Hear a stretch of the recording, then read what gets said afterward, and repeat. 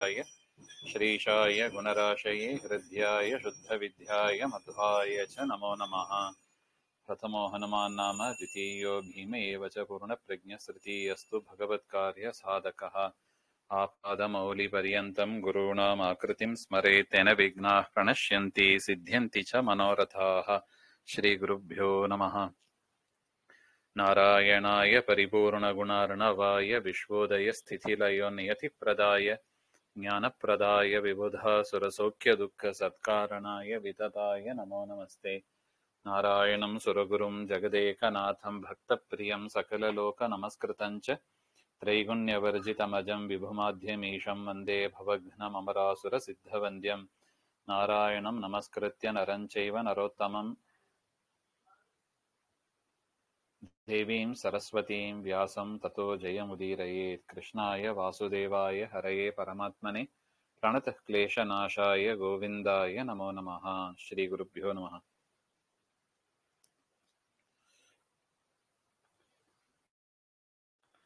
ಶ್ರೀಮನ್ ಮಹಾಭಾರತ ತಾತ್ಪರ್ಯ ನಿರ್ಣಯ 32ನೇ ಅಧ್ಯಾಯದಲ್ಲಿ 31ನೇ ಶ್ಲೋಕ. ಯತೋ ನ ದರ್ಶಿತಾ ಭ್ರಾಂತಿಃ ಪ್ರಾದುರ್ಭಾವೇಷ್ವಪಿ ಕ್ವಚಿತ್ ದೇಹತ್ಯಾಗಾನುಸಾರೇಣ ಹರಿಣಾ ತದಿಹಾಚ್ಯುತಃ. ಅಂದ್ರೆ ಹಿಂದೆ ನೋಡಿದ್ದೀವಿ, ಪರಮಾತ್ಮ ಬ್ರಹ್ಮಾದಿ ಸಕಲ ದೇವತೆಗಳ ಪ್ರಾರ್ಥನೆಯನ್ನು ಮನ್ನಿಸಿ ಭೂಲೋಕವನ್ನ ಒಂದು ರೂಪದಿಂದ ಭೂಲೋಕದಲ್ಲಿ ಇದ್ದು ಯಾರಿಗೂ ಕಾಣದೆ ಉತ್ತಮ ಲೋಕದಲ್ಲೂ ಇದ್ದು ವೈಕುಂಠ ಲೋಕದಲ್ಲಿ ಹೋಗಿ ತನ್ನ ಮೂಲ ರೂಪದ ಜೊತೆಗೆ ಐಕ್ಯವನ್ನ ಪಡೆದು ಮತ್ತೆ ಯಥೇಚ್ಛವಾಗಿ ಹೊರಗೆ ಬಂದು ಲಕ್ಷ್ಮಿಯ ಜೊತೆಗೆ ವಿಹಾರ ಮಾಡ್ತಾರೆ ಹಾಗೆ ಅಂತ ನಾವು ನೋಡಿದ್ದೀವಿ. ಇದರ ಮೇಲೆ ಒಂದು ಹೊಸ ವಿಚಾರವನ್ನ ಪರಮಾತ್ಮ ಈ ಕೃಷ್ಣಾವತಾರದಲ್ಲಿ ಮಾಡಿದ್ದಾನೆ. ಏನಂದ್ರೆ, ತಾನು ಹೋಗುವಾಗ ಒಂದು ಪ್ರಾಕೃತವಾದ ದೇಹವನ್ನ ಬಿಟ್ಟು ಹೋಗಿದ್ದಾನೆ. ಅಂದ್ರೆ ತಾನು ಮೃತನಾದವನಂತೆ ಮಾಡಿ ತೋರಿಸಿ ಹೋಗಿದ್ದಾನೆ. ಬೇರೆ ಅವತಾರಗಳಲ್ಲಿ ಮತ್ಸ್ಯ ಕೂರ್ಮ ಯಾವ ಅವತಾರದಲ್ಲೂ ಈ ರೀತಿಯಾಗಿ ಆದಿಲ್ಲ. ಯತೋ ನ ಧರ್ಷಿತಾ ಭ್ರಾಂತಿ ಪ್ರಾದುರ್ಭಾವೇಷ್ವಪಿ ಕ್ವಚಿತ್ ದೇಹತ್ಯಾಗಾನುಸಾರೇಣ ಹರಿನಾ ತದಿಹಾಚ್ಯುತ. ಆದ್ರೆ ಈ ಒಂದು ಅವತಾರದಲ್ಲಿ ಕೃಷ್ಣ ತಾನು ಅದನ್ನ ಮಾಡಬೇಕು ಹಾಗೆ ಅಂತ ಇಚ್ಛೆ ಪಟ್ಟವನಾಗಿ ಒಂದು ರೂಪದಿಂದ ಪ್ರಾಕೃತವಾದ ಒಂದು ದೇಹವನ್ನ ಸೃಷ್ಟಿ ಮಾಡಿ ಹೋದ ಹಾಗೆ ಅಂತ ಹೇಳ್ತಾರೆ. ಯಾಕೆ ಹಾಗೆಂದ್ರೆ, ಮೋಹಯಿತ್ವಾ ಅಸುರಾನ್ ಅಂಧತಮಃ ಪ್ರಾಪಯಿತುಂ ಪ್ರಭು ಚಿದಾನಂದೈಕ ದೇಹೋಪಿ ತ್ಯಕ್ತಂ ದೇಹಮಿವಾಪರಂ. ಅಸುರ ಜನರ ಮೋಹ ಉಂಟು ಮಾಡುವುದಕ್ಕಾಗಿ, ಅಸುರ ಜನರಿಗೆ ಮೋಹ ಉಂಟಾಗಬೇಕು, ಅವರಿಗೆ ಯಥಾರ್ಥ ಜ್ಞಾನ ಬರಬಾರದು, ಯಥಾರ್ಥ ಜ್ಞಾನವೇ ಬರಬೇಕು. ಅದಕ್ಕಾಗಿ ಆ ಯಥಾರ್ಥ ಜ್ಞಾನ ಬರಬೇಕು ಎನ್ನುವುದಕ್ಕಾಗಿ ಅವರಿಗೆ ಒಂದು ಕೆಲವು ಪ್ರೂಫ್ ಬೇಕು ಅವರಿಗೆ. ಅದರಿಂದ ಪರಮಾತ್ಮ ಏನ್ ಮಾಡಿದ, ಪ್ರಾಕೃತ ಶರೀರದಂತೆ ಒಂದು ದೇಹವನ್ನ ನಿರ್ಮಾಣ ಮಾಡಿ ಹೋದ ಹಾಗೆ ಅಂತ ಹೇಳ್ತಾರೆ. ಯದ್ಯಪಿ ಪರಮಾತ್ಮನ ಶರೀರ ಚಿದಾನಂದೈಕ ದೇಹ. ನೋಡಿ, ಇದು ಯಥಾರ್ಥ ಜ್ಞಾನ. ಯಥಾರ್ಥ ಜ್ಞಾನ ಅಂದ್ರೆ ಪರಮಾತ್ಮನ ಶರೀರ ಜ್ಞಾನಾನಂದಮಯವಾದದ್ದು. ಈಗ ಹೇಗೆ ನಾವು ಮನೆ ಕಟ್ಟಿತೀವಿ, ಕಟ್ಟಿಗೆ ಮಣ್ಣು ಸಿಮೆಂಟು ಹಾಕಿ ಮನೆ ಕಟ್ತೀವಿ, ಅದೇ ತರ ನಮ್ಮ ಶರೀರ ಇದು ಪ್ರಕೃತಿಯಿಂದ ಉಂಟಾದ ಪದಾರ್ಥಗಳಿಂದ ನಿರ್ಮಿತವಾದದ್ದು. ಪೃಥ್ವಿ, ಅಪ್ಪು, ತೇಜಸ್ಸು, ವಾಯು ಅಂತ ಏನು ಪಂಚಭೂತಗಳಿದೆ ಅದರಿಂದ ನಿರ್ಮಾಣವಾದದ್ದು ಸ್ಪಷ್ಟ ಇದೆ. ಆದ್ರೆ ಪರಮಾತ್ಮನ ಶರೀರ ಅದು ಯಾವ್ದ್ರಿಂದ ನಿರ್ಮಾಣ ಆದದ್ದು? ಅಪ್ರಾಕೃತವಾದ ಶರೀರ ಅಂದ್ರೆ ಯಾವ್ದ್ರಿಂದ ನಿರ್ಮಾಣವಾದದ್ದು? ಅದಕ್ಕೆ ಆಚಾರ್ಯರು ಇಲ್ಲಿ ಉತ್ತರ ಕೊಡ್ತಾ ಇದ್ದಾರೆ. ಚಿದಾನಂದೈಕ ದೇಹ ಹಾಗೆ, ಜ್ಞಾನಾನಂದಮಯವಾದ ಶರೀರ, ಜ್ಞಾನ ಆನಂದ ಇವುಗಳಿಂದ ಆದ ಒಂದು ಶರೀರ ಹಾಗೆ ಅಂತ ಹೇಳ್ತಾರೆ. ಆದ್ರೆ ನಾವು ಎಲ್ಲೂ ನೋಡು ಕೇಳಲಿಕ್ಕಿಲ್ಲ. ಇದು ಜ್ಞಾನಾನಂದಮಯ ಶರೀರ ಯಾರಿಗಿದೆ? ದೇವರಿಗೆ ಒಬ್ಬನಿಗೆ ಇರೋದು. ಅಂದ್ರೆ ಮುಕ್ತರಿಗೆ ಇರುತ್ತದೆ, ಮೋಕ್ಷವನ್ನ ಪಡೆದವರಿಗೆ, ಸಜ್ಜನರಿಗೆ ಇರುತ್ತದೆ. ಆದ್ರಿಂದ ಇಲ್ಲಿ ಉದಾಹರಣೆ ಕೊಡ್ಲಿಕ್ಕೆ ಬರೋದಿಲ್ಲ. ಪ್ರಾಕೃತ ಶರೀರ, ಜ್ಞಾನಾನಂದಮಯವಾದ ಶರೀರ ಹೇಗಿರುತ್ತದೆ ಹಾಗೆಂತ ತೋರ್ಸಿಕ್ ಬರೋದಿಲ್ಲ. ಶಾಸ್ತ್ರಗಳಲ್ಲಿ ಹೇಳಿದ್ದಾರೆ, ತಿಳ್ಕೋಬೇಕಷ್ಟೆ. ಚಿದಾನಂದೈಕ ದೇಹ ತ್ಯಕ್ತಂ ದೇಹಮಿವಾಪರಂ. ವಾಸ್ತವಿಕವಾಗಿ ದೇವರ ಶರೀರ ಎರಡಕ್ಕೂ ಭೇದವೇ ಇಲ್ಲ. ಈಗ ನಾವು ಬೇರೆ, ನಮ್ಮ ಶರೀರ ಬೇರೆ. ಶರೀರ ಹೋದ ಮೇಲೂ ಕೂಡ ನಮ್ಮಿಂದ ವಿಭಾಗ ಮಾಡ್ಲಿಕ್ಕೆ ಬರ್ತದೆ. ನೋಡಿ, ಹೇಳ್ತೀವಿ ನೋಡಿ, ಪ್ರಾಣತ್ಯಾಗ, ಉಸಿರು ಬಿಟ್ರು, ಜೀವ ಹೋಯಿತು, ಹಾಗೆಂತೆಲ್ಲ ಹೇಳ್ತೀವಿ ನೋಡಿ. ಅದೇ ತರ ದೇವರಿಗೆ ಆ ತರ ಶರೀರ ಅಲ್ಲ. ದೇವರು ಬೇರೆ, ದೇವರ ಶರೀರ ಬೇರೆ, ಆ ರೀತಿಯಾಗಿ ಇರೋದಿಲ್ಲ. ದೇವರು, ದೇವರ ಶರೀರ ಎಲ್ಲ ಒಂದೇ. ಈ ರೀತಿಯಾಗಿ ಇದ್ರೂ ಕೂಡ ದೇಹವನ್ನ ಬಿಟ್ಟಂತೆ ಪರಮಾತ್ಮ ತೋರಿಸಿದ ಹಾಗೆಂತ ಹೇಳ್ತಾರೆ.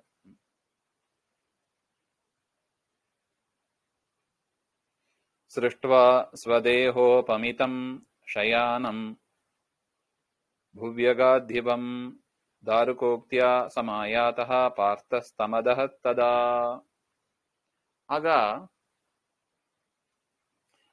ಸೃಷ್ಟ್ವಾ ಸ್ವದೇಹೋಪಮಿತಂ ಶಯಾನಂ, ತಾನು ಮಲಗಿರುವ ಮತ್ತೊಂದು ರೂಪವನ್ನ ಪರಮಾತ್ಮ ಸೃಷ್ಟಿ ಮಾಡ್ತಾನೆ. ಸ್ವದೇಹೋಪಮಿತಂ, ತನ್ನ ದೇಹಕ್ಕೆ ಸದೃಶವಾದದ್ದು. ನೋಡಿದವರಿಗೆ ಗೊತ್ತೇ ಆಗೋದಿಲ್ಲ, ಇದು ಕೃಷ್ಣನ ದೇಹ ಅಂತಾನೆ ಹೇಳಬೇಕು. ಆ ತರ ಒಂದು ಶರೀರವನ್ನ ಪರಮಾತ್ಮ ಆ ಕ್ಷಣದಲ್ಲಿ ನಿರ್ಮಾಣ ಮಾಡಿ ಮಲಗಿದಂತೆ, ಭೂಮಿಯಲ್ಲಿ ಮಲಗಿದಂತೆ ಅಗಾಧ್ ದಿವಂ, ತಮ್ಮ ದಿವ್ಯವಾದ ಲೋಕಕ್ಕೆ ಪರಮಾತ್ಮ ತಾನು ಹೊರಟು ಹೋದ ಹಾಗಂತ. ಈ ವಿಚಾರವನ್ನ ದಾರುಕ, ಕೃಷ್ಣನ ಸಾರಥಿ ದಾರುಕ ಅಂತ, ಅವನು ಬಂದು ಪಾರ್ಥ ಅಂದ್ರೆ ಅರ್ಜುನನಿಗೆ ಹೇಳ್ತಾನೆ. ಅರ್ಜುನ ಅಲ್ಲಿ ದ್ವಾರಕಾದಲ್ಲೇ ಇದ್ದದ್ದು. ಅವನು ಬಂದು ಅರ್ಜುನನಿಗೆ ಹೇಳ್ತಾನೆ, ಈ ರೀತಿಯಾಗಿ ಕೃಷ್ಣ ಭೂಮಿಯನ್ನ ಬಿಟ್ಟಿದ್ದಾನೆ ಹಾಗೆ ಅಂತ, ಮತ್ತು ಒಂದು ಶರೀರವನ್ನು ಕೂಡ ಬಿಟ್ಟಿದ್ದಾನೆ ಹಾಗೆ ಅಂತ. ಆದ್ರೆ ಬೇರೆ ಯಾರಿಗೂ ಗೊತ್ತಾಗೋದಿಲ್ಲ ಅದು. ಸರಿಯಾಗಿ ಜ್ಞಾನಿಗಳಿಗೆ ಮಾತ್ರ ಗೊತ್ತಾಗುತ್ತದೆ. ಪರಮಾತ್ಮನ ಶರೀರ ಜ್ಞಾನಾನಂದಮಯವಾದದ್ದು, ಇಲ್ಲಿ ಬಿಟ್ಟಿರೋದು ಪ್ರಾಕೃತವಾದದ್ದು, ಇದು ಅಸುರಜನ ಮೋಹಕ್ಕಾಗಿ ಹಾಗೆ ಅಂತ. ಅಂತಹ ಶರೀರವನ್ನ, ಪ್ರಾಕೃತವಾದ ಶರೀರವನ್ನ ಅದಹತ್ ತದಾ ಹಾಗೆ ಅಂತ. ಅರ್ಜುನ ತಾನು ಅದನ್ನ ಅಂತಿಮ ಸಂಸ್ಕಾರ ಅಂತ ಏನಿದೆ ಅದನ್ನ ಮಾಡುವುದಕ್ಕಾಗಿ ಅಗ್ನಿಯಲ್ಲಿ ಅದನ್ನ ಆಹುತಿ ಕೊಟ್ಟ ಹಾಗೆ ಅಂತ ಹೇಳ್ತಾರೆ. ಇನ್ನು ರೋಹಿಣೇಯಾದಿಕಾನಾಂಚ ಶರೀರಾನಿ ಪ್ರಧಾನತಃ ದಾರುಕೋ ವಿಷ್ಣು ಲೋಕಂ ತು ಪುನರಾಪ ಯಥಾಗತಂ. ರೋಹಿಣೇಯ ಅಂದ್ರೆ ವಸುದೇವನ ಹೆಂಡತಿ ರೋಹಿಣಿ ಅಂತ. ಹೇಗೆ ವಸುದೇವನ ಮಡದಿ ದೇವಕಿ ಅಂತ ಇದ್ದಾರೋ ಅದೇ ತರ ರೋಹಿಣಿ ಅಂತ. ಅವರಲ್ಲಿ ಹುಟ್ಟಿದವರು ಬಲರಾಮ ದೇವರು. ಆ ಬಲರಾಮ ದೇವರೇ ಮೊದಲಾದ ಉಳಿದ ಯಾದವರು ಪರಸ್ಪರ ಯುದ್ಧ ಮಾಡಿ ಅವರು ಮೃತರಾದರಲ್ವಾ, ಅಂತವರ ಶರೀರವನ್ನು ಕೂಡ ನೋಡ್ತಾನೆ. ಯಾರು? ದಾರುಕ. ಎಲ್ಲವನ್ನು ಕೂಡ ಸುಟ್ಟೋಗಿರೋದನ್ನೇ ನೋಡ್ತಾನೆ. ನೋಡಿ ಅರ್ಜುನನ್ನು ನೋಡ್ತಾನೆ. ತದನಂತರ ದಾರುಕ ವಿಷ್ಣು ಲೋಕಂತೂ ಪುನರಾಪ, ವಿಷ್ಣು ಲೋಕದಿಂದಲೇ ಬಂದಿದ್ದವನು ಅವನು. ಆ ದಾರುಕ ಕೃಷ್ಣನ ಸಾರಥಿ. ಅವನು ಮತ್ತೆ ಯಥಾಗತಂ, ಹೇಗೆ ಬಂದನೋ ಹಾಗೆ ವಿಷ್ಣು ಲೋಕಕ್ಕೆ ಹೋದ ಅಂತ. ಎಂತ ಸೌಭಾಗ್ಯ ನೋಡಿ. ಅದಕ್ಕೆ ದೇವರದು ಏನೇ ಒಂದು ಸಣ್ಣ ಕೆಲಸ ಇದ್ರೂ ಕೂಡ, ಸಾರಥಿ ಡ್ರೈವರ್ ಕೆಲಸ, ನೀಚ ಕೆಲಸ ಹಾಗೆ ಅಂತ ತಿಳಿಬಾರ್ದಂತೆ. ಏನೇ ಸಣ್ಣ ಸಣ್ಣ ಕೆಲಸ ಇದ್ರೂ ಕೂಡ ದೇವರ ಸೇವೆ ಅಂತ ಆದರೆ ಅದನ್ನ ನಾವು ಬಿಡಬಾರ್ದು. ಆಪರ್ಚುನಿಟಿ ಸಿಕ್ಕಾಗ ಅದನ್ನ ಬಿಡಬಾರ್ದು. ಏನಾರು ಮಾಡಿ ದೇವರ ಸೇವೆ, ಹರಿವಾಯು ಗುರುಗಳ ಸೇವೆ ಮಾಡಬೇಕು. ಅದರಿಂದ ಆಗುವ ಲಾಭ ಜಾಸ್ತಿ ಇದೆ. ನಮ್ಗೆ ಗೊತ್ತಾಗಲ್ಲ ಏನ್ ಲಾಭ ಹಾಗೆ ಅಂತ. ನೋಡಿ ಎಷ್ಟು ಚಂದ ಹೇಳ್ತಾರೆ ನೋಡಿ ಆಚಾರ್ಯರು. ದಾರುಕ ವೈಕುಂಠ ಲೋಕದಿಂದ ಬಂದು ಪರಮಾತ್ಮನ ಸೇವೆ ಮಾಡಿ ಪುನಃ ಆ ಲೋಕಕ್ಕೆ ಹೋದ. ಇನ್ನೊಂದು ವಿಚಾರ ಕೂಡ ಇಲ್ಲಿ ಹೇಳ್ತಾ ಇದ್ದಾರೆ. ನಾವು ಬಂದಿರೋದೇ ಪರಮಾತ್ಮನ ಸೇವೆಗಾಗಿ. ನಾವು ಭೂಮಿಗೆ ಬಂದಿರೋದೇ ಪರಮಾತ್ಮನ ಸೇವೆಗಾಗಿ. ಪರಮಾತ್ಮನ ಸೇವೆ ಆಯ್ತು, ಇನ್ನು ಭೂಮಿಯಲ್ಲಿ ಇದ್ದು ಏನ್ ಮಾಡ್ಬೇಕು, ಹೊರಟು ಹೋಗ್ಬೇಕು ಹಾಗೆ ಅಂತ. ಅಷ್ಟೇ ಡಿಟ್ಯಾಚ್ಡ್ ಆಗಿ ಇರ್ಬೇಕು. ವಿಷ್ಣು ಭಕ್ತರು ಹಾಗೆ ಇರ್ತಾರೆ. ಅಟ್ಯಾಚ್ಮೆಂಟ್ ಇಟ್ಕೊಳ್ಳೋದೇ ಇಲ್ಲ. ಬಂದ ಕೆಲಸ ಆಯ್ತು ಹೋಗ್ಬೇಕು, ಹಾಗೆ ಇರ್ತಾರೆ ಅವರು. ತಥೈವ ಜನಮೋಹಾಯ ಪ್ರಾಪ ವನ್ನೌ ಅದೃಶ್ಯತಾಂ ರುಕ್ಮಿಣಿ ಅಗಾದ್ ಹರೇ ಪಾರ್ಶ್ವಂ ಸತ್ಯ ಕೃತ್ವಾ ತಪಸ್ತಥಾ. ಕೃಷ್ಣನ ವಿಚಾರ ಆಯ್ತು, ಬಲರಾಮನ ವಿಚಾರ, ಉಳಿದ ಯಾದವರ ವಿಚಾರ. ತದನಂತರ ರುಕ್ಮಿಣಿ ಸತ್ಯಭಾಮೆಯರು ಅವರೇನ್ ಮಾಡಿದರು ಹಾಗೆಂದ್ರೆ, ನೋಡಿ ನಾವು ಹೇಳಿದ್ದೀವಿ, ಹಿಂದೆ ನೋಡಿದ್ದೀವಿ. ರುಕ್ಮಿಣಿ ಸತ್ಯಭಾಮ ಎರಡೂ ಕೂಡ ಲಕ್ಷ್ಮಿಯ ಸಾಕ್ಷಾತ್ ರೂಪ. ಲಕ್ಷ್ಮಿಯೇ ಒಂದು ರೂಪದ, ಲಕ್ಷ್ಮೀದೇವಿದು 3 ರೂಪ ಇದೆ, ಶ್ರೀ ಭೂ ದುರ್ಗಾ ಹಾಗೆ ಅಂತ. ಶ್ರೀದೇವಿಯೇ ರುಕ್ಮಿಣಿಯಾಗಿ ಬಂದಿರೋದು, ಭೂದೇವಿಯೇ ಸತ್ಯಭಾಮಿಯಾಗಿ ಬಂದಿರೋದು, ದುರ್ಗಾದೇವಿ ತಂಗಿಯಾಗಿ ಇದ್ದರು ಹಾಗೆ ಅಂತ ಹಿಂದೆ ನೋಡಿದ್ದೀವಿ. ಅದರಿಂದ ಈ ರುಕ್ಮಿಣಿ ಏನ್ ಮಾಡಿದ್ರು ಹಾಗೆ ಅಂದ್ರೆ, ಆ ಕೃಷ್ಣನನ್ನ ಕೃಷ್ಣನ ಪ್ರಾಕೃತವಾದ ಒಂದು ಶರೀರವನ್ನ ಏನು ದಹನ ಮಾಡಿದ್ರು ಅಲ್ಲೇ ತಾನು ಕೂಡ ಸಹಗಮನ ಮಾಡಿದರಂತೆ ರುಕ್ಮಿಣಿ. ಯಾಕೆ? ಪರಮಾತ್ಮ ನಾಟಕ ಮಾಡಿದಾಗ ರುಕ್ಮಿಣಿ ದೇವಿ ಸ್ವತಃ ತಾನೂ ಕೂಡ ನಾಟಕ ಮಾಡ್ತಾಳೆ.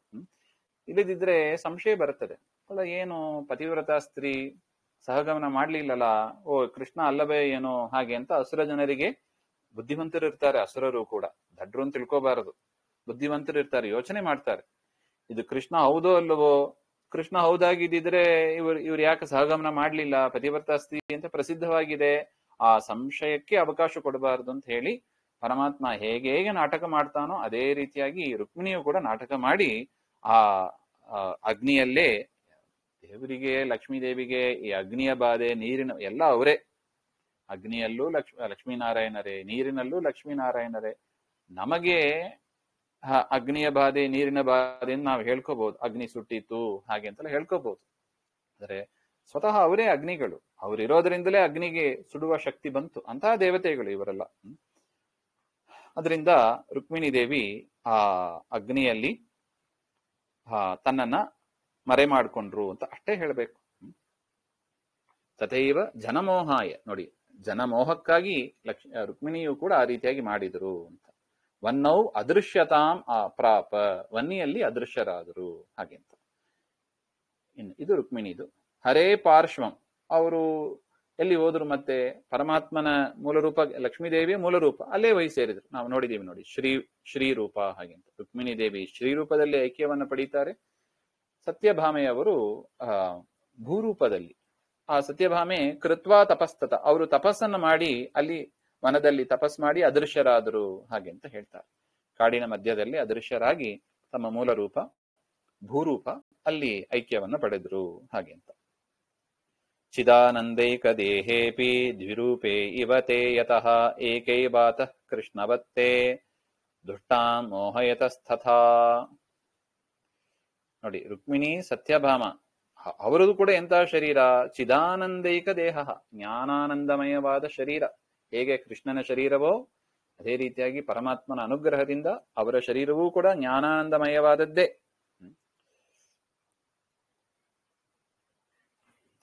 ಆದರೆ ನೋಡಕ್ಕೆ ಏನ್ ಕಾಣಿಸ್ತದೆ? ಇಬ್ಬರು ರೂಪ ಇದ್ದಂಗೆ ಕಾಣಿಸ್ತದೆ. ಇದೇನು, ರುಕ್ಮಿಣಿ ಬೇರೆ, ಸತ್ಯಭಾಮ ಬೇರೆ, ಅವರಿಬ್ಬರ ಮಧ್ಯದಲ್ಲಿ ಏನೋ ಕಲಹ ಇದ್ದಂಗೆ ಹಾಗೆಲ್ಲ ಕೆಲವು ವಿಚಾರಗಳು ಹಿಂದೆ ಬಂದಿದೆ. ಅಲ್ಲಿ ಆಚಾರ್ಯ ನಿರ್ಣಯ ಕೊಟ್ಟಿದ್ದಾರೆ, ಇದೆಲ್ಲ ಮೋಹಕ್ಕಾಗಿ ಹಾಗೆ ಅಂತ. ಆದ್ರೂ ಕೂಡ ಎರಡು ರೂಪ ಇದ್ದಂತೆ ಕಾಣಿಸ್ತದೆ. ದ್ವಿರೂಪೇ ಇವ ತೇ ಯತಃ ಏಕೈವ, ಲಕ್ಷ್ಮೀದೇವಿ ಒಬ್ರೆ, ಆದ್ರೂ ಕೂಡ ಪರಮಾತ್ಮನ ಸೇವೆ ಆಗಬೇಕು ಅಂತ ಹೇಳಿ ಅನೇಕ ರೂಪಗಳನ್ನ ತೆಗೆದುಕೊಳ್ತಾರೆ. ಆ ರೀತಿಯಾಗಿ ಅವರೆಲ್ಲರೂ ಲಕ್ಷ್ಮಿಯೇ ಹಾಗೆ ಅಂತ.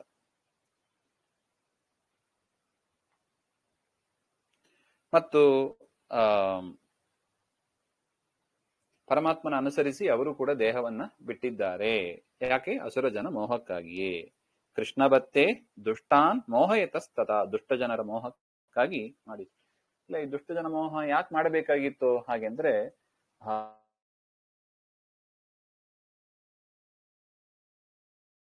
ಹಾಗೆ ಅಂತ. ಸಾತ್ವಿಕರಿಗೆ ವಿಷ್ಣುವಿನಲ್ಲಿ ಭಕ್ತಿ ಇರಬೇಕು, ಸರಿಯಾದ ಯಥಾರ್ಥ ಜ್ಞಾನ ಇರುತ್ತದೆ, ಅವರ ಯೋಗ್ಯತೆ ಹಾಗಿರುತ್ತದೆ, ಸ್ವರೂಪದಲ್ಲೂ ಹಾಗೆ ಇರುತ್ತದೆ ಅವರ ಜ್ಞಾನ. ಇನ್ನು ರಾಜಸರದ್ದು ತಾಮಸರ ಅಂದ್ರೆ ಏನೋ ವಿಷ್ಣುವಿನಲ್ಲಿ ದ್ವೇಷ ಮಾಡ್ತಾರೆ. ಯಾಕೆ? ಅವರ ಜ್ಞಾನವೇ ಹಾಗಿರುತ್ತದೆ, ಅಯಥಾರ್ಥ ಜ್ಞಾನ, ಪೂರ್ತಿ ಅಯಥಾರ್ಥ ಜ್ಞಾನ. ಎಲ್ಲ ನಾನು ಮಾಡಿದ್ದು ಅಂತ ತಿಳಿತಾರೆ. ಯದ್ಯಪಿ ಒಳಗಿದ್ದು ಪರಮಾತ್ಮ ಮಾಡಿದ್ದಾನೆ ಎಂಬ ಆ ವಿಚಾರವೇ ಅವರಿಗೆ ತಲೆಗೆ ಹೋಗೋದಿಲ್ಲ. ಈ ರೀತಿಯಾಗಿ ಎಲ್ಲವೂ ಅಯಥಾರ್ಥ ಜ್ಞಾನವೇ ಆಗಿರುತ್ತದೆ. ಅದನ್ನು ದೃಢೀಪಡಿಸುವುದಕ್ಕಾಗಿ ಪರಮಾತ್ಮನು ಕೂಡ ಈ ರೀತಿಯಾಗಿ ಮಾಡ್ತಾನೆ ಹಾಗೆ. ಎಲ್ಲರಿಗೂ ಅವರವರ ಯೋಗ್ಯತೆಗೆ ತಕ್ಕಂತೆ ಊಟವನ್ನ, ಜ್ಞಾನವನ್ನ, ಯೋಗ್ಯತೆಯನ್ನ ದೇವರು, ಯೋಗ್ಯತೆ ನೋಡಿ ದೇವರು ಕೊಡ್ತಾನೆ ಹಾಗೆಂತ. ಅನ್ಯ ಮಹಾಮಹಿಷ್ಯಸ್ತು ತ್ಯಕ್ತ್ವಾ ದೇಹಂ ಹುತಾಶನೆ ಕಾಶ್ಚಿತ್ ತಪಸಾ ತ್ಯಕ್ತ ದೇಹ ಹರಿಮ್ಯಯುಹು. ಇನ್ನು ಉಳಿದ 6 ಜನ ವಿಚಾರ. ಕೃಷ್ಣನ ಮಡದಿಯರು 16,108 ಜನ ಅಂತ ನಾವು ನೋಡಿದ್ದೀವಿ. ಅಲ್ಲಿ 2 ವಿಚಾರವನ್ನ ಹೇಳಿದ್ರು, ರುಕ್ಮಿಣಿ ಸತ್ಯಭಾಮೆಯರು ಅಂತ. ಇನ್ನು ಷಣ್ಮಹಿಷ್ಯರು ಅಂತ ಇರ್ತಾರೆ, ಅವರು ಕೆಲವರು ಅಗ್ನಿಯಲ್ಲೂ ಕೆಲವರು ತಪಸ್ ಮಾಡಿ ರುಕ್ಮಿಣಿ ಸತ್ಯಭಾಮೆಯರಂತೆ ಅವರು ಕೂಡ ದೇಹವನ್ನ ಬಿಟ್ರು. ಮತ್ತು ತಮ್ಮ ಮೂಲ ರೂಪವನ್ನ ಅವರು ಕೂಡ ಸೇರಿದ್ರು ಹಾಗೆ ಅಂತ. ಪರಮಾತ್ಮನನ್ನೇ ಸೇರಿದ್ರು. ನೋಡಿ ಹೇಳ್ತಾರೆ ನೋಡಿ, ತ್ಯಕ್ತ ದೇಹ ಹರಿಮ್ಯಯುಹು, ಪರಮಾತ್ಮನನ್ನೇ ಅವರು ಕೂಡ ಹೊಂದಿದ್ದಾರೆ ಹಾಗೆ ಅಂತ ಅರ್ಥ. ಅಂದ್ರೆ ಪರಮಾತ್ಮನ ಲೋಕವನ್ನೇ ಹೊಂದಿದ್ದಾರೆ ಅಂತ ಅರ್ಥ. ಇನ್ನು ರೌಹಿಣೇಯಾದಿಕಾನಾಂ ಚ ಭಾರ್ಯ ವನ್ನಿಮುಖೇತನಂ ತ್ಯಕ್ತ್ವಾ ಸ್ವಭರ್ತೃನೇವ ಆಪುಃ ಸರ್ವಾ ಏವ ಪತಿವ್ರತಾಃ. ಇನ್ನು ಬಲರಾಮನ ಮಡದಿಯರು ರೇವತಿ ಮುಂತಾದವರು ಇದ್ದಾರೆ. ಅವರೆಲ್ಲ ಏನ್ ಮಾಡಿದ್ರು ಹಾಗೆಂದ್ರೆ, ಬಲರಾಮನ ಮತ್ತು ಉಳಿದ ಯಾದವರ ಹೆಂಡಂದಿರೆಲ್ಲರೂ ಕೂಡ ತಮ್ಮ ತಮ್ಮ ಶರೀರವನ್ನ ಅಗ್ನಿಯಲ್ಲಿ ಇಟ್ಟು ತಮ್ಮ ಪತಿಯನ್ನೇ ಅವರು ಹಿಂಬಾಲಿಸಿದರು. ಪತಿ ಎಲ್ಲಿ ಇರ್ತಾರೋ ಅಲ್ಲೇ ಇರ್ತಾರೆ ಹಾಗೆ ಅಂತ. ಸ್ವಭರ್ತೃನೇವ ಆಪುಹು, ಎಲ್ಲರೂ ಕೂಡ ತಮ್ಮ ಪತಿಯನ್ನೇ ಹೊಂದಿದ್ರು ಹಾಗೆ ಅಂತ. ಸರ್ವಾ ಏವ ಪತಿವ್ರತಃ, ಎಲ್ಲರೂ ಪತಿವ್ರತ ಸ್ತ್ರೀಯರು. ಅದರಿಂದ ಪತಿಯ ಜೊತೆಗೆ ಇರ್ತಾರೆ ಹಾಗೆ ಅಂತ ಅರ್ಥ. ಇನ್ನು ವಸುದೇವ ಮತ್ತು ವಸುದೇವನ ಹೆಂಡಂದಿರು ಅವರ ವಿಚಾರವನ್ನ ಹೇಳ್ತಾರೆ. ವಸುದೇವ ಪಾರ್ಥಮುಖಾತ್ ಶ್ರುತ್ವಾ ತದ್ಯೋಗಮಾಸ್ಥಿತಃ ತ್ಯಕ್ತ್ವಾ ದೇಹಂ ಕಾಶ್ಯಪತ್ವಂ ಪ್ರಾಪ ಕೃಷ್ಣಾನುರಾಗತಃ. ವಸುದೇವ ಪಾರ್ಥಮುಖಾತ್ ಶ್ರುತ್ವ, ಅರ್ಜುನ ಬಂದು ಎಲ್ಲ ವಿಚಾರವನ್ನ, ಅಂತಿಮ ಕ್ರಿಯೆ ಮಾಡಿದ್ದು ಎಲ್ಲವನ್ನು ಕೂಡ ಹೇಳ್ತಾನೆ. ವಸುದೇವನಿಗೆ ಬಂದು ಹೇಳ್ತಾನೆ. ಪ್ರಭಾಸ ಕ್ಷೇತ್ರದಲ್ಲಿ ಆಗಿತ್ತು ನೋಡಿ, ಇವರೆಲ್ಲ ಇಲ್ಲೇ ಇದ್ರು. ಅದರಿಂದ ವಸುದೇವ ಇನ್ನೂ ಸತ್ತಿಲ್ಲ. ಕೆಲವರು ಯಾದವರು ಮಾತ್ರ ಉಳ್ಕೊಂಡಿದ್ರು ಅಂತ, ಅಲ್ಲಿ ಇವರು ಒಬ್ರು. ಇವರು ಕೂಡ ಮುಂದೆ ದೇಹ ಬಿಡ್ತಾರೆ. ಕೃಷ್ಣನ ವಿಚಾರವನ್ನು ಕೇಳಿ ತದ್ಯೋಗಮಾಸ್ಥಿತಃ, ಪರಮಾತ್ಮನಲ್ಲಿ ಇದ್ದ ಭಕ್ತಿಯಿಂದ ತ್ಯಕ್ತ್ವಾ ದೇಹಂ, ಅವರು ಕೂಡ ದೇಹವನ್ನು ಬಿಟ್ಟು ಕಾಶ್ಯಪತ್ವಂ ಪ್ರಾಪ, ಕಶ್ಯಪ ಪ್ರಜಾಪತಿ, ಕಶ್ಯಪ ಮಹರ್ಷಿಗಳು ಅಂತ ನಾವೇನ್ ಹೇಳ್ತೀವಿ, ಅವರೇ ವಸುದೇವನಾಗಿ ಬಂದದ್ದು. ಆ ತಮ್ಮ ಮೂಲ ರೂಪವನ್ನ ಅವರು ಸೇರ್ತಾರೆ. ಕೃಷ್ಣಾನುರಾಗತಃ, ಕೃಷ್ಣನ ಮೇಲೆ ಇದ್ದ ಭಕ್ತಿಯಿಂದ ದೇಹವನ್ನು ಬಿಟ್ಟು ಅವರು ಮಾಡಿದ್ರು, ಮೂಲ ರೂಪವನ್ನು ಸೇರಿದ್ರು ಅಂತ. ತಸ್ಯಾರ್ಜುನೋ ಅಶ್ವಮೇಧಾಗ್ನೌ ಕರ್ಮಾಕರೋತ್ತದಾ ತ್ಯಕ್ತ ದೇಹಸ್ತಸ್ಯ ಭಾರ್ಯ ವನ್ನೋ ಪ್ರಾಪುಸ್ತಮೇಯ ಚ. ಅವರಿಗೆ ಅಂತಿಮ ಕರ್ಮವನ್ನ ಅಶ್ವಮೇಧ ಅಗ್ನಿ ಅಂತ ಒಂದು ಅಗ್ನಿ ಅವರಿಗೆ ಅರ್ಜುನ ಮಾಡ್ತಾನೆ. ಅಶ್ವಮೇಧ ಅಗ್ನಿಯಲ್ಲಿ ಅಂತ್ಯಕರ್ಮವನ್ನ ವಸುದೇವನಿಗೆ ಮಾಡ್ತಾನೆ.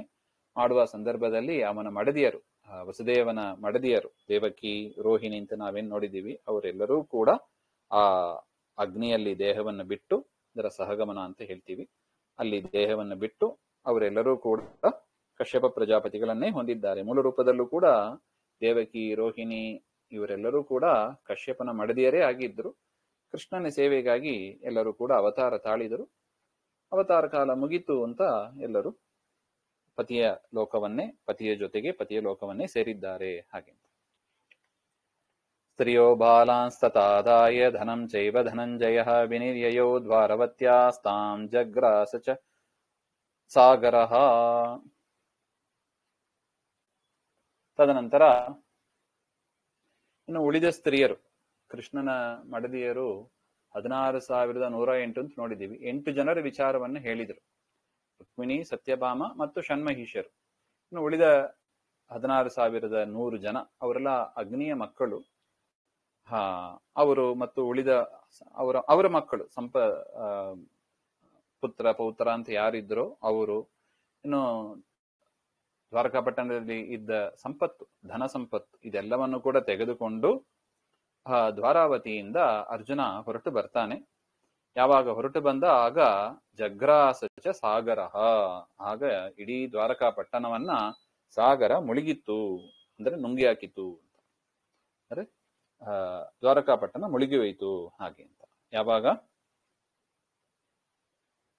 ಕೃಷ್ಣ ಹೊರಟು ಬಂದ ಮೇಲೆ, ದ್ವಾರಕಾಪಟ್ಟಣದಿಂದ ಹೊರಗೆ ಬಂದ ಮೇಲೆ ಹಾಗೆ ಅಂತ. 7 ದಿನ ಆದ ಮೇಲೆ ಅಂತಾನು ಹೇಳ್ತಾರೆ. ಆ ಅಂತಿಮ ಕ್ರಿಯೆ ಎಲ್ಲ ಮಾಡಿ 7 ದಿನ ಆದ ಮೇಲೆ ಈ ರೀತಿಯಾಗಿ ಆಯಿತು ಅಂತ. ಈ ರೀತಿಯಾಗಿ ಇಡೀ ದ್ವಾರಕಾಪಟ್ಟಣ ನೀರಲ್ಲಿ, ಸಾಗರದಲ್ಲಿ, ಸಮುದ್ರದಲ್ಲಿ ಮುಳುಗಿ ಹೋಯಿತು ಹಾಗೆ ಅಂತ. ಸ್ತ್ರೀ ಬಾಲ ಸಹಿತೆ ಪಾರ್ಥ ಏಕಸ್ಮಿನ್ ಪಥಿ ಗಚ್ಚತಿ ಶಾಪಾತ್ ಸುಪಾಪ ಆಭೀರಾಹ ಸ್ತ್ರೀ ಜನಾನ್ ಜಹುರು ಜಹುರುರುದ್ಧತಾಃ ಜಹುರುಹು ಉದ್ಧತಾಃ. ಅರ್ಜುನ ದಾರಿಯಲ್ಲಿ ಬರ್ತಾ ಇರುವಾಗ ಸ್ತ್ರೀಯರು, ಬಾಲರು, ಸಂಪತ್ತು ಎಲ್ಲವನ್ನು ಕೂಡ ಹಿಡ್ಕೊಂಡು ಬರ್ತಾ ಇದ್ದಾನೆ. ದಾರಿಯಲ್ಲಿ ಬರುವಾಗ ಮ್ಲೇಚ್ಛರು ಅಂತ ಹೇಳ್ತಾರೆ. ಆ ಮ್ಲೇಚ್ಛರು ಬಂದು ಕೃಷ್ಣನ ಜೊತೆಗೆ ಯುದ್ಧಕ್ಕೆ ಮಾಡ್ತಾ ಇದ್ದಾರೆ. ಮಾಡಿ ಆ ಹೆಣ್ಮಕ್ಕಳನ್ನೆಲ್ಲ ಅವರು ಅಪಹಾರ ಮಾಡ್ತಾರೆ. ಸ್ತ್ರೀ ಜನಾನ್ ಜಗುರುಹು ಉದ್ಧತಾಹ. ಯಾಕೆ ಹಿಂಗಾಯ್ತು ಹಾಗೆಂದ್ರೆ ಶಾಪಾತ್ ಸುಪಾಪ ಆಭೀರಾಹ. ಆ 16 ಜನ 100 ಮಕ್ಕಳಿಗೂ ಕೂಡ ಶಾಪ ಇತ್ತಂತೆ. ಅದನ್ನ ಹೇಳ್ತಾ ಇದ್ದಾರೆ. ಯಾಸ್ತಾ ಷೋಡಶ ಸಾಹಸ್ರ ವನಿತಾ ಶತಸಂಯುತಾಃ ಕೃಷ್ಣ ಶಾಪಾತ್ ಮ್ಲೇಚ್ಛವಶಂ ಯಯುಹು ದರ್ಪ ನಿಮಿತ್ತತಃ. ಅವರಿಗೆ ತಮ್ಮ ಸೌಂದರ್ಯದ ಮೇಲೆ ಭಾರಿ ದರ್ಪ ಇತ್ತಂತೆ. ಅವೇ ಭಾರಿ ಸೌಂದರ್ಯ, ಅದರಿಂದಲೇ ಕೃಷ್ಣ ನಮ್ಮ ವಶದಲ್ಲಿ ಇದ್ದಾನೆ ಹಾಗೆ ಅಂತಲ್ಲ. ನೋಡಿ, ಅಯಥಾರ್ಥ ಜ್ಞಾನ ಇದು. ಅಯಥಾರ್ಥ ಜ್ಞಾನ. ಕೃಷ್ಣ ಅವರ ಸೌಂದರ್ಯ ನೋಡಿ ಮೋಹ ಹೋಗಿದ್ದಾನ? ಈ ರೀತಿಯಾಗಿ ಮಿಥ್ಯಾ ಉಪಾಸನೆ ಮಾಡಿದರೆ ನೋಡಿ, ಅದಕ್ಕೆ ಶಾಪ ಕೊಟ್ಟದ್ದು ಕೃಷ್ಣ. ದುಃಖ ಬಂತು ನೋಡಿ ಅವರಿಗೆ, ಮ್ಲೇಚ್ಛರ ವಶರಾದರು.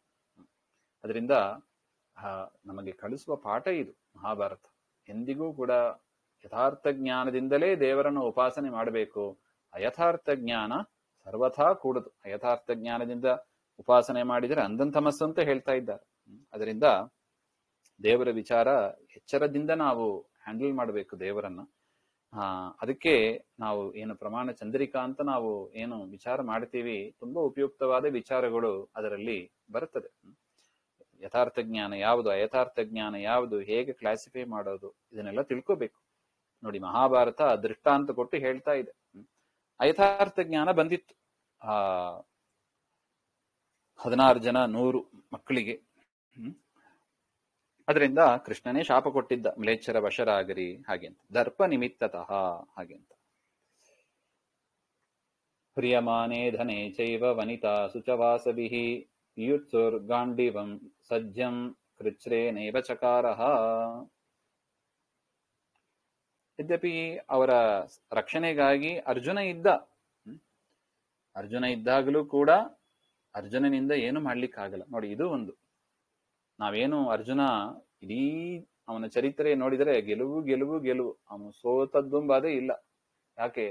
ಕೃಷ್ಣ ಅಷ್ಟು ಅನುಗ್ರಹ ಮಾಡಿದ್ದ. ನಾನು ಭೂಮಿಯಲ್ಲಿ ಇರುವ ತನಕ ಅರ್ಜುನನಿಗೆ ಸೋಲು ಇರೋದಿಲ್ಲ ಹಾಗೆ ಅಂತ. ಎಲ್ಲೆಲ್ಲಿ ಸೋಲುವ ಪ್ರಸಂಗ ಬಂತೋ ಅಲ್ಲೆಲ್ಲ ಕೃಷ್ಣ ಬಂದು ಅನುಗ್ರಹ ಮಾಡಿದ್ದು ಕಂಡಿದೆ ನೋಡಿ. ಈಗ ಏನಾಯ್ತು? ಕೃಷ್ಣ ಪರಂಧಾಮಕ್ಕೆ ಹೋಗಿದ್ದಾನೆ. ಅದೇ ಗಾಂಡೀವ ಧನುಸ್ಸು ಇದೆ, ಅದೇ ಬತ್ತಳಿಕೆ. ಅರ್ಜುನನ ಬತ್ತಳಿಕೆ ಹೇಗೆ ಅಂದ್ರೆ, ಬಾಣಗಳು ತೆಗೆದಷ್ಟು ಅದು ಬೆಳೀತಾ ಇರ್ತದೆ, ಕಡಿಮೆನೇ ಆಗೋದಿಲ್ಲ. ಬಾಣಗಳು ಖಾಲಿ ಆಯ್ತು ಅಂತ ಬತ್ತಳಿಕೆಯಲ್ಲಿ ಇಲ್ಲವೇ ಇಲ್ಲ. ಸದಾ ಬತ್ತಳಿಕೆಯಲ್ಲಿ ಬಾಣಗಳು ರೆಡಿಗಿರೋದು. ಅಂತ ಬತ್ತಳಿಕೆ, ಅಂತ ಬ್ರಹ್ಮದೇವರ ಧನುಸ್ಸು, ಗಾಂಡೀವ ಧನುಸ್ಸು. ಆದರೂ ಈ ಮ್ಲೇಚ್ಛದಿಂದ ಈ ಹೆಣ್ಣು ಮಕ್ಕಳನ್ನ, ಸಂಪತ್ತನ್ನ ರಕ್ಷಣೆ ಮಾಡ್ಲಿಕ್ಕೆ ಆಗಲಿಲ್ಲ ಅರ್ಜುನನಿಂದ. ತುಂಬಾ ವ್ಯಥೆ ಆಯ್ತು ಅರ್ಜುನನಿಗೆ. ಎಂಥ ಪರಾಕ್ರಮಶಾಲಿಯಾಗಿದ್ದೆ, ಕೃಷ್ಣನ ಅನುಗ್ರಹದಿಂದ ಕೃಷ್ಣ ಭೂಮಿಯನ್ನು ಬಿಟ್ಟು ಹೋದ, ಎಂಥ ಪರಿಸ್ಥಿತಿ ಬಂದೋಯ್ತು ನನಗೆ ಹಾಗೆ ಅಂತ. ಅದೇ ಗಾಂಡೀವ, ಬಿಲ್ಲು, ಬಾಣ ಏನು ಸರಿ ಹೋಗಿಲ್ಲ ನೋಡಿ. ಆ ಯುದ್ಧದಲ್ಲಿ ಅರ್ಜುನ ಸೋತೋಗ್ತಾನೆ. ಎಲ್ಲರೂ ಅಪಹಾರ ಮಾಡ್ಕೊಂಡು ಹೋಗ್ತಾ ಇದ್ದಾರೆ. ಕ್ಷೀಣಾಸ್ತಸ್ಯ ಶೂರ ದೈವಾನ್ನಾಸ್ತ್ರಾಣಿ ಸ್ಮೃತಿಮಾಯಯುಃ ಸದದ್ದೈವ ಕೃತಂ ಜ್ಞಾತ್ವಾ ಸಂಸ್ಮರನ್ ಪುರುಷೋತ್ತಮಂ. ಕ್ಷೀಣಾಸ್ತಸ್ಯ ಶರಾಹ, ಅವನ ಬತ್ತಳಿಕೆ ಎಲ್ಲ ಖಾಲಿ ಆಗೋಯ್ತಂತೆ. ಅಕ್ಷಯವಾದ ಬತ್ತಳಿಕೆ, ಬಾಣಗಳನ್ನು ಕೊಡತಕ್ಕ ಬತ್ತಳಿಕೆ ಕ್ಷಯ ಆಯ್ತು. ಮತ್ತೆ ಅಸ್ತ್ರಾಣಿ ಸ್ಮೃತಿಮಾಯಯುಃ, ಅಸ್ತ್ರ ಪ್ರಯೋಗ ಮಾಡಿ ಯುದ್ಧ ಮಾಡೋಣ ಅಂದ್ರೆ ಆ ಮಂತ್ರಗಳೆಲ್ಲ ಮರ್ತೋಯ್ತಂತೆ ಅರ್ಜುನನಿಗೆ. ನೋಡಿ, ನಾವು ಕರ್ಣನ ವಿಚಾರದಲ್ಲಿ ಕೇಳ್ತೀವಿ, ಪರಶುರಾಮ ದೇವರ ಶಾಪದಿಂದ ಕರ್ಣ ಮಂತ್ರಗಳನ್ನ ಮರೆತ, ಯುದ್ಧದಲ್ಲಿ ಸತ್ತ. ಇಲ್ಲಿ ಅರ್ಜುನನ ಕೇಸು ಹಾಗೆ ಇದೆ ನೋಡಿ. ಮ್ಲೇಚ್ಛರ ಜೊತೆಗೆ ಯುದ್ಧ ಮಾಡುವಾಗ ಅರ್ಜುನನಿಗೆ ಆ ಮಂತ್ರಗಳು ನೆನಪಾಗ್ತಾ ಇಲ್ಲ.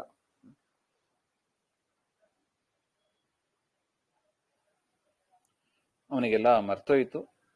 ಅದು ಕೂಡ ತದ್ದೈವ ಕೃತಂ. ನೋಡಿ, ಅರ್ಜುನನಿಗೂ ಕರ್ಣನಿಗೂ ಎಷ್ಟು ವ್ಯತ್ಯಾಸ ನೋಡಿ. ಅರ್ಜುನ ಏನ್ ತಿಳ್ಕೊಂಡ, ಇದು ಕೂಡ ಪರಮಾತ್ಮನ ಇಚ್ಛೆನೆ, ಪರಮಾತ್ಮನ ಅನುಗ್ರಹ ಇಲ್ಲದೆ ಯಾವುದು ಆಗೋದಿಲ್ಲ, ಪರಮಾತ್ಮನ ಇಚ್ಛೆ ಇಲ್ಲದೆ ಯಾವುದು ಆಗೋದಿಲ್ಲ ಅಂತ ತಿಳಿದು ಸಂಸ್ಮರನ್ ಪುರುಷೋತ್ತಮನ್, ದೇವರನ್ನೇ ಗಟ್ಟಿ ಸ್ಮರಣೆ ಮಾಡಿದಂತ, ಸ್ವಾಮಿ ಕಾಪಾಡು ಹಾಗೆ ಅಂತ.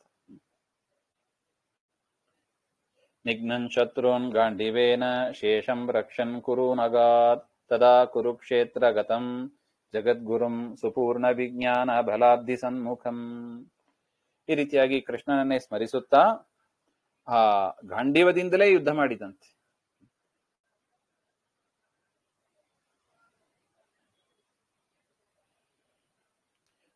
ಗಾಂಡೀವದಿಂದಲೇ ಆ ಮ್ಲೇಚ್ಛರನ್ನೆಲ್ಲ ಹೊಡೆದು ಇನ್ನು ಉಳಿದ ಸಂಪತ್ತು ಇತ್ಯಾದಿಗಳನ್ನೆಲ್ಲ ತೆಗೆದುಕೊಂಡು ಕುರುಕ್ಷೇತ್ರಕ್ಕೆ ಬರ್ತಾನೆ ಅರ್ಜುನ. ಅಲ್ಲಿ ಕುರುಕ್ಷೇತ್ರದಲ್ಲಿ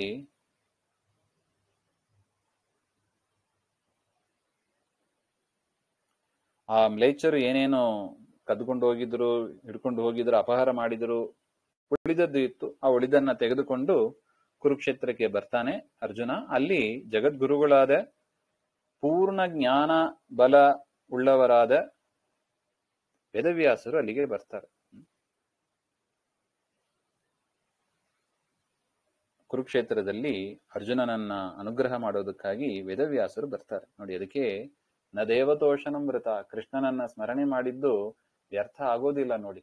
ನಮಗೂ ಕಲಿಸುವ ಪಾಠ ಇದು ಅರ್ಜುನ. ಏನೇ ಕಷ್ಟ ಕಾರ್ಪಣ್ಯ ಬಂದರೂ ಕೂಡ ಕೃಷ್ಣನ ಸ್ಮರಣೆಯನ್ನ ಬಿಡಬೇಡಿ. ಮನಸ್ಸಿನಲ್ಲಿ ಸದಾ ಆ ಒಂದು ಕೆಲಸ ಚೆನ್ನಾಗಿ ಆದ್ರೆ ಸಾಕು, ನಾವು ಗೆದ್ಬಿಡ್ತೀವಿ. ತಮೇವ ವಾಸಿಷ್ಠ ಕುಲೋದ್ಭವಂ ಹರಿಂ ನಿರೀಕ್ಷ್ಯ ದುಃಖೇನ ಪಪಾತ ಪಾದಯೋಃ ಸತೇನ ಪುಂಸಾಂ ಪ್ರವರೇಣ ಹೇತುಭಿಃ ಸಂಬೋಧಿತೋ ಜ್ಞಾನ ತಮೋಂಶು ಮಾಲಿನಾ. ವೇದವ್ಯಾಸರು ಅಲ್ಲಿಗೆ ಬರ್ತಾರೆ. ಜಗದ್ಗುರುಗಳು ವಸಿಷ್ಠ ಕುಲದಲ್ಲಿ ಉತ್ಪನ್ನರಾದವರು ಅಂತ ವೇದವ್ಯಾಸರನ್ನ ನೋಡಿ ಪಪಾತ ಪಾದಯೋಹೋ, ದುಃಖೇನ, ಭಾರಿ ದುಃಖ ಆಯಿತು.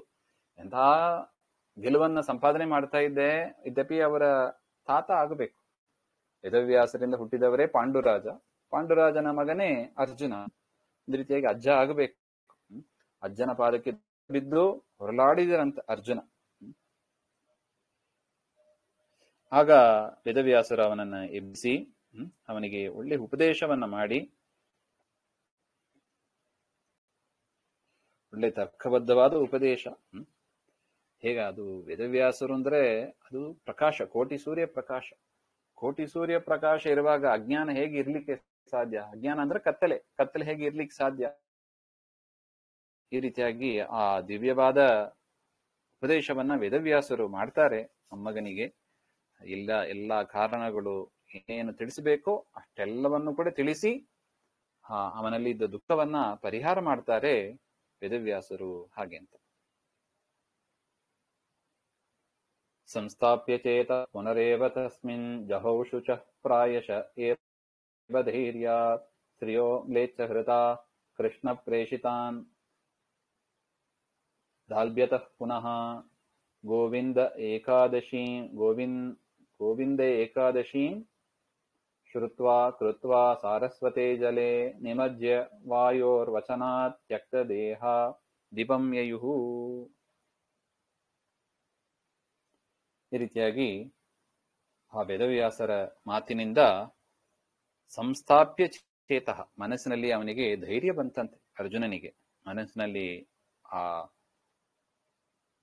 ಅದೇನು ಕಾನ್ಫಿಡೆನ್ಸ್, ಸೆಲ್ಫ್ ಕಾನ್ಫಿಡೆನ್ಸ್ ಅಂತ ಹೇಳ್ತಾರೆ, ಅದು ಚೆನ್ನಾಗಿ ಬೆಳೀತಂತೆ. ಸಂಸ್ಥಾಪ್ಯ ಚೇತಃ ಪುನರೇವ ತಸ್ಮಿನ್, ಪರಮಾತ್ಮನಲ್ಲೇ ಮತ್ತು ಮನಸ್ಸಿಟ್ಟವನಾಗಿ ಎಲ್ಲವೂ ಕೂಡ ಪರಮಾತ್ಮನ ಪೂಜೆ ಹಾಗೆ ಅಂತ ತಿಳಿದವನಾಗಿ ಮತ್ತೆ ಧೈರ್ಯವನ್ನು ತಂದುಕೊಂಡು ಪ್ರಾಯಶಃ ಏವ ಧೈರ್ಯ, ಮತ್ತೆ ಧೈರ್ಯವನ್ನ ತಂದುಕೊಂಡು ಜಹೌ ಶುಚಃ, ದುಃಖವನ್ನೆಲ್ಲ ಕಳ್ಕೋತಾನೆ ಅರ್ಜುನ. ಇನ್ನು ಆ ಸ್ತ್ರೀಯರ ಗತಿ ಏನಾಯ್ತು? ಮ್ಲೇಚ್ಛರು ಅಪಹಾರ ಮಾಡ್ಕೊಂಡು ಹೋದ್ರಲ್ಲ, ಸ್ತ್ರೀಯೋ ಮ್ಲೇಚ್ಛಹೃತಾಹ ಕೃಷ್ಣ ಪ್ರೇರಿತಾನ್ ದಾಲ್ಭ್ಯತಃ.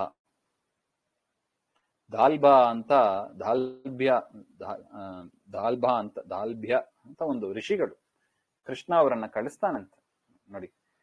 ಕೃಷ್ಣನ ಸೇವೆ ಎಂದಿಗೂ ವ್ಯರ್ಥ ಆಗೋದಿಲ್ಲ.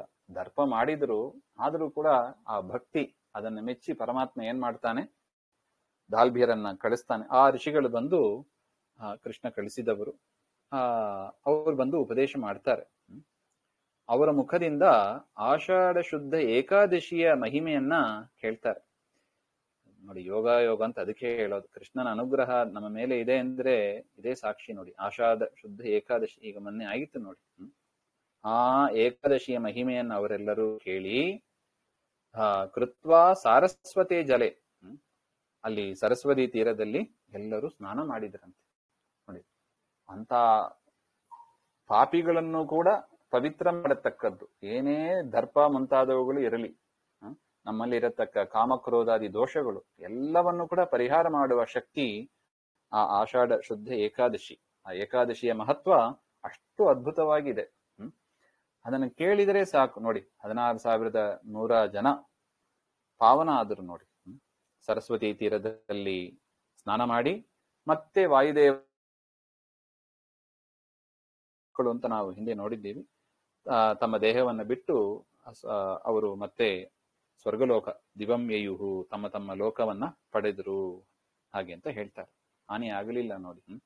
ಅದು ವ್ರತ, ಉಪವಾಸ, ಜ್ಞಾನ. ವ್ರತ ಇರಬೇಕು, ಉಪವಾಸ ವ್ರತಗಳು ಇರಬೇಕು, ಪರಮಾತ್ಮನ ಮಹಿಮೆ ಕೇಳಬೇಕು, ಏಕಾದಶಿ ಮಹಿಮೆ ಕೇಳಬೇಕು, ಕೃಷ್ಣನ ಮಹಿಮೆಯನ್ನ ಕೇಳಬೇಕು, ವಾಯುದೇವರ ಉಪದೇಶ ಕೇಳಬೇಕು, ಸರ್ವಮೂಲ ಗ್ರಂಥಗಳನ್ನ ನಿರಂತರ ಚಿಂತನೆ ಇರಬೇಕು ನೋಡಿ. ಹರಿವಾಯು ಗುರುಗಳ ಅನುಗ್ರಹದಿಂದಲೇ ನಮಗೆ ಉತ್ತಮ ಲೋಕಗಳು ಸಿಗುತ್ತದೆ ಎಂಬುದಕ್ಕೆ ಆ 16,100 ಜನ ಅವರೇ ಸಾಕ್ಷಿ. ಆ ರೀತಿಯಾಗಿ ಅವರು ತಮ್ಮ ಮೂಲ ರೂಪವನ್ನ ಅವರು ಸೇರಿದರು ಹಾಗೆ ಅಂತ ಮುಂದಿನ ವಿಚಾರ ಮತ್ತೆ ನೋಡೋಣ. ಶ್ರೀಮದ್ ದುಹಾಂತರ್ಗತ ಶ್ರೀಕೃಷ್ಣ ಅರ್ಪಣಮಸ್ತು. ಶ್ರೀ ಹರಯೇ ನಮಃ.